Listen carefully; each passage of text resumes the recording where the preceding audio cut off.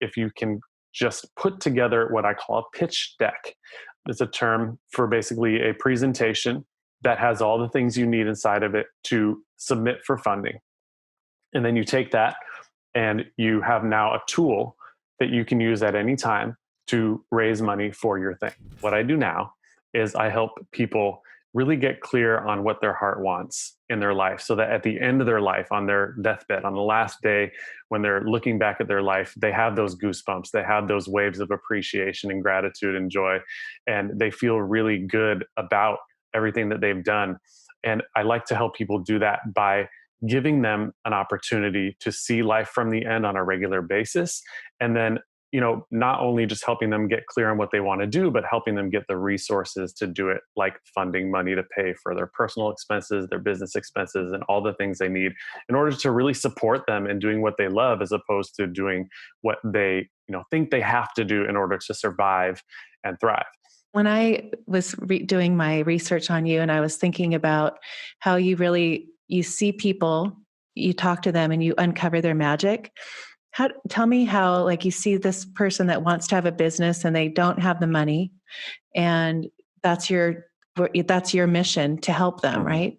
Yes. So give me an example. If someone's going to come to you, and what steps do you do? What steps do you take? Sure. Yeah. So the first thing that people generally want is they say, I want to do this thing. I want to, start a podcast. I want to write a book. I want to do whatever.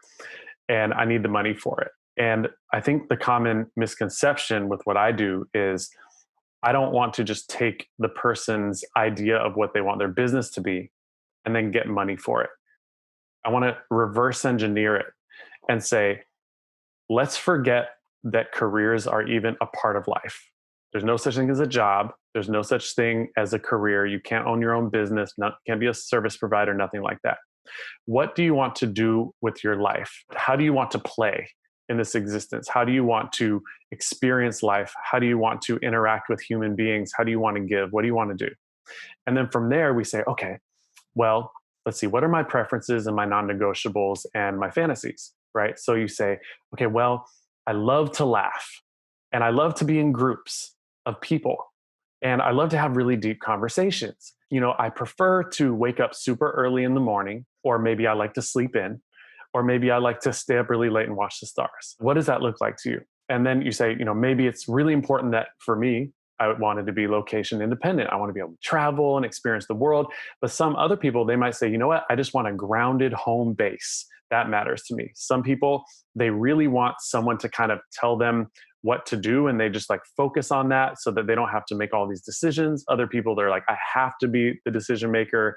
I can't be having someone else make the decisions for me. So there are all these preferences, all these non-negotiables, and all these fantasies that basically equate to our dream life. And so I like to start there, and then we can infuse all of those passions and those interests into a business. And for the parts that don't fit into the business, it's your business's job to serve you so that you can serve the world. Mm-hmm. And so a lot of people get that wrong. It's like, I'm working on the business so that it can make me money, and then hopefully I'm also doing good. So that's a distinction that I like to work through with people before I help them get funding. That way, at the end of their life, when they look back on their life, they say, you know what? Wow, I actually enjoyed each day. I would pay money to do what I'm doing to make money, even if I'm not making money yet. Mm-hmm. And so my strong, deep belief is that the analogy I like to use is, if you birth a baby into the world, you're not going to take the baby, put it on the corner and say, go figure out how to survive, right? You're going to nurture that baby. You're going to take care of that baby. You're going to raise that child. And then after a certain time period, they're going to be able to walk on their own two legs. Well, the same goes for your other baby, your business, right? You wouldn't just take your business and say, okay, you've been around for 2 months, go make money, right? Instead, you want to give it a runway, a time period where it can grow, where you're not making bad decisions because you need to make money, not taking the client that you don't want because maybe they're a little bit abusive, or they're not willing to pay you what you're worth, or selling your show to someone because they're willing to give you some money. Instead, you're doing it out of a place of abundance, not a place of scarcity. And the way to do that is to get a chunk of money to give you a runway, a 1 to 3 year runway, so that you can spend that time breathing deep, being creative, getting curious, and having fun instead of worrying about making money. And then from there, you can basically catapult into, having a solid revenue model, building a lot of resources and income and stuff like that. And so the really basic way to say it is, step one, get clear on what you want to do. Step two, get you funding. And funding, I think, is for the majority, like maybe like 70% of the people I work with, but there's also other options as well.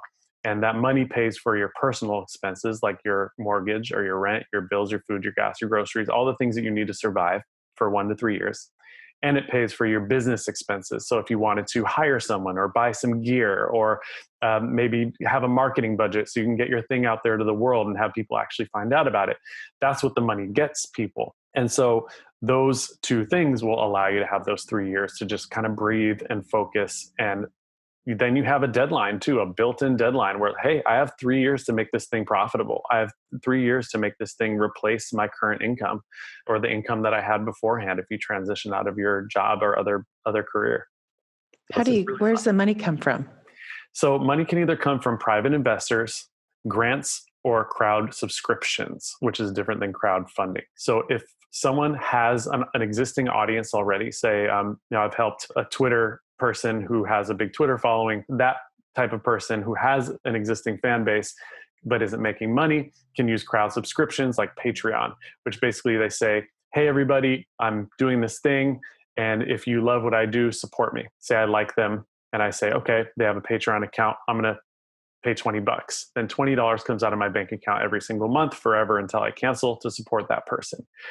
That is if you have an audience. But if you're starting something brand new, which is most of us, then there's either a grant or an investment. And so if you're trying to do something where you need maybe, 20, 30, 40, 50 grand, then a grant can be a great way to do it. You don't pay the money back. You don't go into debt for any of these options. And you basically find yourself in a situation where you have startup capital to make something happen. Now, is a grant going to get you 3 years of your personal expenses? Probably not. That's more for an investment.